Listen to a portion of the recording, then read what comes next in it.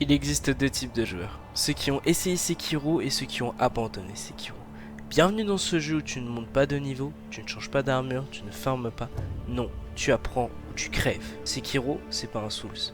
C'est un donjon de souffrance, un Dark Souls sans les roulettes, un Bloodborne sans la morphine. Un jeu qui te dit, tu veux gagner? Apprends à parer, sinon tu meurs. Et tu vas mourir énormément de fois.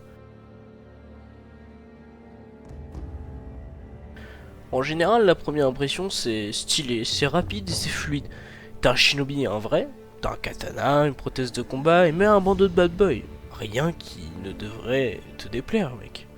Et 2 minutes plus tard, au final, t'as un vieux général, en armure, hein, qui t'explose le sternum à coups de sabre. Bienvenue dans Sekiro, en tout cas. Hein. Un monde où le respect se gagne à la sueur, hein, ou au litre de sang versé.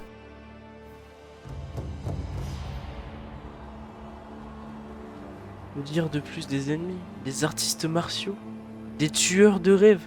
Même le mec de base avec un bâton de bonbon peut te briser en deux. T'as un boss toutes les 4 minutes. Ils sont tous là pour tester ta patience, ton timing et ta santé mentale. Franchement, mention spéciale à Genichiro. Hein. Premier vrai boss, il t'enseigne une leçon importante. Tu ne sais rien, jeune scarabée. Tu penses l'avoir battu? Troisième phase. Arc électrique, coup de sabre divin. Et toi, bah au final, t'es en PLS. Système de posture. Oublie la barre de vie, hein, clairement. Ici, tu fais un duel de regard avec ton ennemi pendant 10 minutes à bloquer, parer, contre-attaquer. Hein. Si tu rates une parade, game over. Direct, sans pitié, sans bisous. Hein. Tu veux une pause? Y a pas de pause, y a pas de multi, y a pas de build, magie ou invoque. T'es le seul face à ton destin.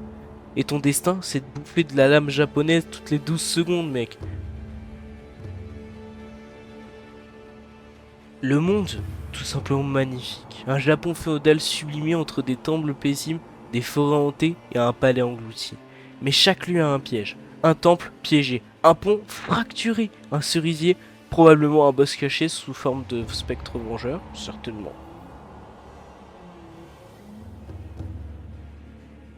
Tous les PNJ sont mystérieux, profonds et déprimants, je vous jure. Un vieux sculpteur qui tousse dans un coin, un gamin immortel qui parle comme s'il avait vécu 400 ans, une prêtresse qui te donne un item puis disparaît dans une explosion de regret. Et le lore, du From Software pur, hein. Cryptique, tragique, surnaturel. Tu bois du sang de dragon, tu affrontes des morts vivants, tu protèges un gosse sacré et à la fin, t'as tes trois fins possibles, toutes déprimantes. Dans Sekiro, tu meurs encore et encore. Mais le jeu te rappelle gentiment que t'as transmis la peste du dragon à toute la population parce que t'es nul. Parce que Sekiro, c'est pas un jeu où tu grattes de l'XP. C'est un jeu où tu grattes le skill. Tu répètes encore et encore jusqu'à ce que tu comprennes. Et là, ça clique. Tu bats le boss en une vie. Une vraie victoire, une victoire propre.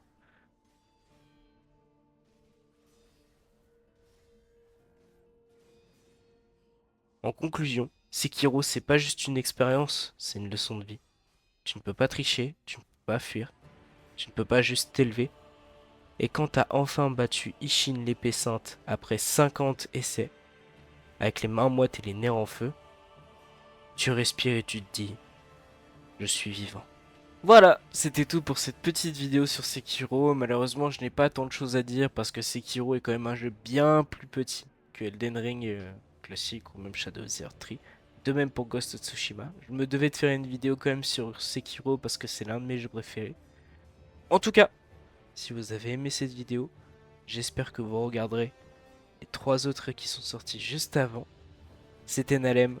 Ciao ciao.